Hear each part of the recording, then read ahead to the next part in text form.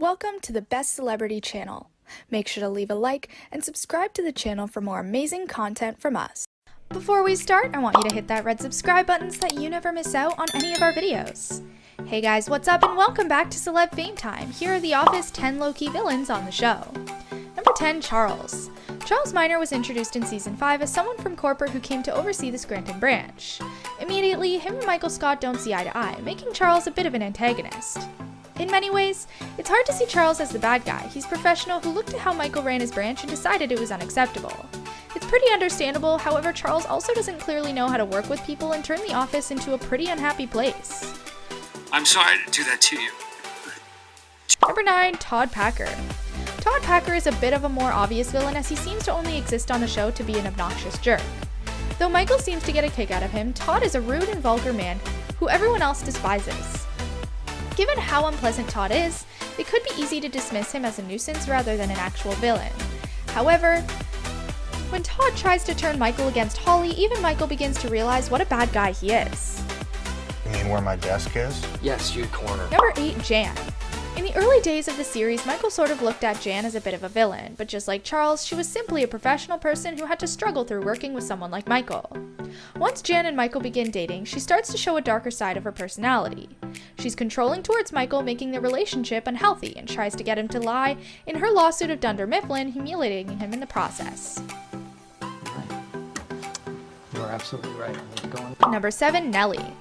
After interviewing for the new manager position, Nellie's brought back into the show as a Sabre executive of special projects. She's a very hard person to learn to like, as her behavior is often rude and crass in an effort to make up for her own ineptness as a professional. When she returns to Scranton, she simply takes over Andy's office and declares herself to be the new manager of the office. It's a very strange storyline in the series that everyone just goes along with. It also leaves a bad impression of Nellie, even though she's meant to be a likable later on. Where did it come from? Why did you kill him? Number 6, Senator Lipton. Senator Lipton is introduced in the series as the new romantic interest for Angela. And though he initially begins to seem like a boring guy, he's revealed to be a closeted gay man who begins an affair with Oscar. While Oscar is just as much to blame for this betrayal of Angela, Lipton's also cheating on Oscar.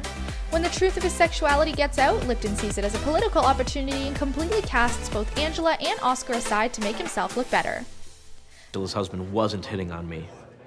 Number 5, Kathy. When Pam's away on maternity leave, Kathy's hired as her replacement. And at first, she doesn't really stand out much in the office as she just appears like a competent, if somewhat forgettable employee. However, when she joins Dwight and Jim on a business trip to Florida, she attempts to seduce Jim, knowing he's married to Pam, and it's kind of a bit of a random storyline that comes and goes. But anyone who comes between Jim and Pam's romance is clearly going to be seen as a villain. Number 4, Joe. When Dunder Mifflin is bought by a company called Sabre, Jo Bennett is introduced as the CEO, and she has a certain charm and down-to-earth quality to her, even if she can be a bit intimidating. But Jo's friendly demeanor also hides the fact that she's also a dishonest business owner, and when it comes out that Sabre's printers catch fire when operating, the company doesn't recall them. And instead of looking out for the safety of the public, Jo's more concerned with catching the person who leaked the news to the press. Your name on this day and Number 3, Josh. After being rejected by Pam, Jim makes a new move to an office branch where his new boss is Josh. At first, he seems like a pretty great guy to work for, and while he's not as fun as Michael Scott, Jim gets along with him and Josh as a pretty level-headed approach to his work. But when Dunder Mifflin decides to get rid of the Scranton branch and promote Josh, he reveals he leveraged his promotion with the company to get a better offer elsewhere. That might not seem like such a bad thing, but he did so at the expense of his employees, many of whom are forced out of their jobs. A trap in the gun room. All right, Jim, are you using the MP40 or the 44? Number 2, Clark. Clark is a late addition to the show, arriving in the final season as one of the new guys in the office. For the entire time on the show, it feels like they weren't sure what to do with Clark, and it leads to a misguided storyline that makes Clark seem like a disgusting creep. He tries to trick the naive Aaron into sleeping with him by staging a fake newscaster audition, which thankfully backfires. The show later seems to want viewers to forget about all that as they try to make him likable again, but the damage was already done. I guess to mingle our codes. I mean, if I told you. Number 1, Roy. As with Kathy, anyone who gets in the way of Jim and Pam is seen as a villain. It's somewhat unfair to Roy as he was engaged to Pam at the beginning of the series. However, Roy is certainly not a very respectful partner to Pam and takes her for granted. Even when he claims to have changed and wins her back, he reverts to being the same old jerk he was before, and his real villainous moment comes when he tries to attack Jim after learning about the kiss he shared with Pam.